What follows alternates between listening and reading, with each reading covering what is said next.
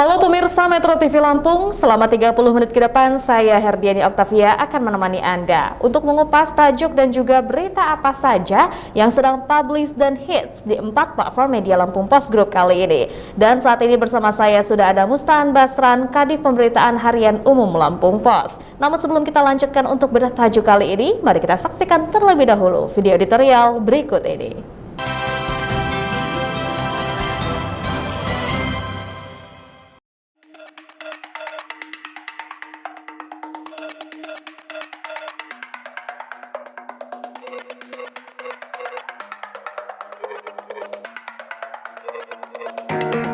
Kawal netralitas PJ Kepala Daerah. Menteri Dalam Negeri mulai menetapkan penjabat atau PJ bagi kepala daerah yang habis masa jabatannya. Pasalnya, tidak boleh ada kekosongan kepala daerah selama menunggu pemilihan umum serentak 2024, termasuk pemilihan kepala daerah atau pilkada. Sesuai Undang-Undang Nomor 6/2020 tentang perubahan ketiga aturan pilkada, PJ diangkat bagi kepala daerah yang telah habis masa jabatannya sembari menunggu hasil pilkada 2024.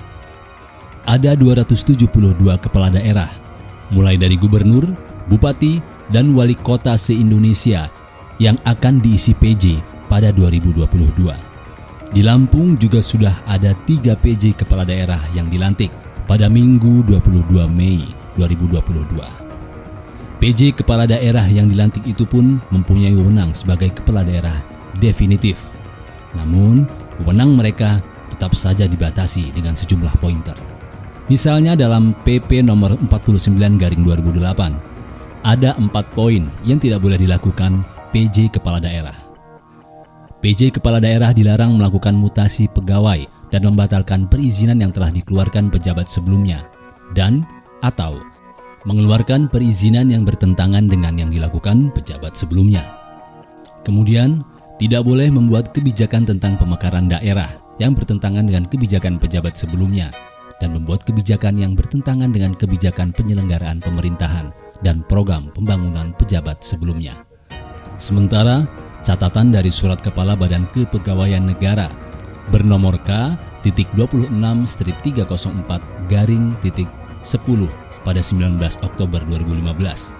Pelarangan PJ kepala daerah ditambah lagi, yakni mereka tidak memiliki kewenangan mengambil atau menetapkan keputusan yang memiliki akibat hukum atau civil effect pada aspek kepegawaian untuk melakukan mutasi pegawai yang berupa pengangkatan, pemindahan, dan pemberhentian dalam atau dari jabatan ASN.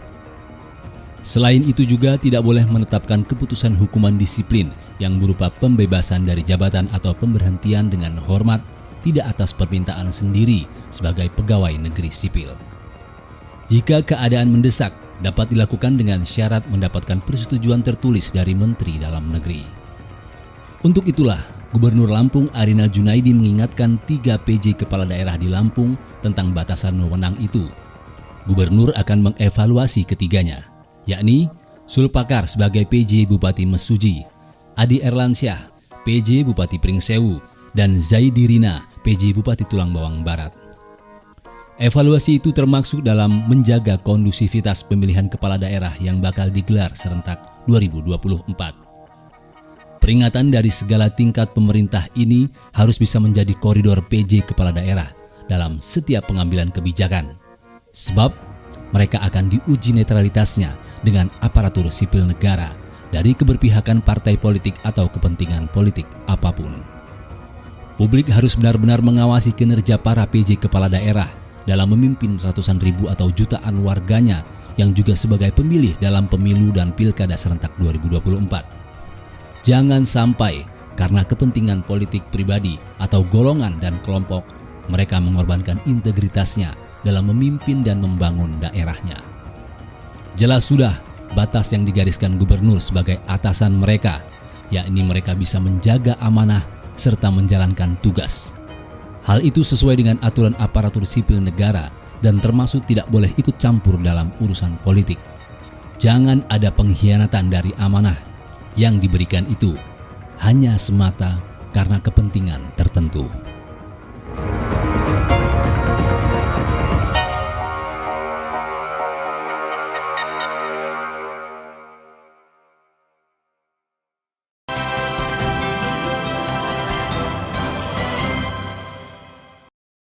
Oke, Bang Aan, apa yang jadi sorotan dalam tajuk kali ini? Tajuk kali ini kita menyoroti tentang menjaga netralitas penjabat kepala daerah. Kebetulan di Lampung ada 3 kepala daerah yang berakhir masa jabatan dan diganti dengan penjabat.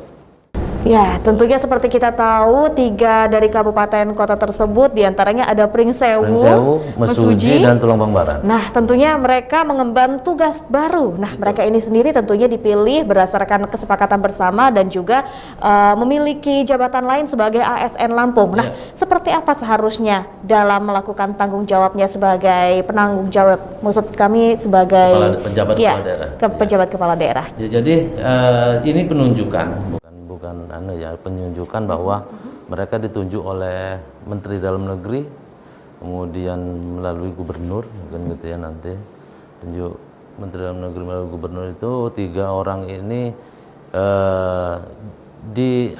dipilih gubernur dari pejabat eselon 2 karena itu memang syaratnya ya, pejabat kepala daerah untuk kabupaten kota, bupati atau wali kota itu adalah pejabat eselon 2.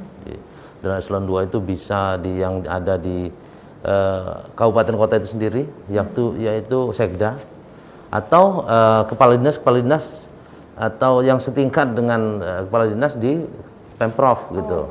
Itu pejabat-pejabat yang bisa dipilih. Nah, kebetulan 3 ini dipilih oleh gubernur, diajukan ke Mendagri, ditetapkan oleh Mendagri bahwa 3 itu yaitu di Mesuji itu ada Sulpakar itu kepala dinas pendidikan Lampung. Kemudian Tulungbang Barat itu Zaidi Rina ini kepala dinas pemerintah masyarakat desa PMD. Yang ketiga Pringsewu ini adalah Adi Erlansa ini terakhir dia Kadis Penda, tepatnya seperti itu ya.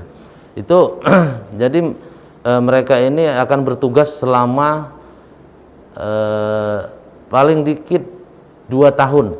Paling dikit 2 tahun, karena dari 2002 sampai nanti pilkada serentak dengan pemilu di 2024. Sampai menunggu hasil kemungkinan ada 2024 terakhir gitu. Jadi mereka bakal panjang ini. Panjang jabatannya, bisa jadi tengah jalan diganti atau teruskan. Bagaimana evaluasi dari gubernur, karena kemarin gubernur mengatakan akan evaluasi bagaimana kinerja mereka gitu ya. Kinerja mereka adalah melanjutkan pembangunan yang sudah dilakukan bupati wakil bupati definitif sebelumnya, dan juga menyukseskan program pembangunan gubernur yaitu Lampung Berjaya. Baik, tentunya sudah ada tugas dan tanggung jawab yang harus diemban oleh para pejabat ini sendiri. Nanti kita akan lanjutkan lagi obrolan kita, Bang Aan. Dan untuk Anda pemirsa Metro TV Lampung, tetaplah bersama kami dalam Bedah Tajuk Lampung Pos.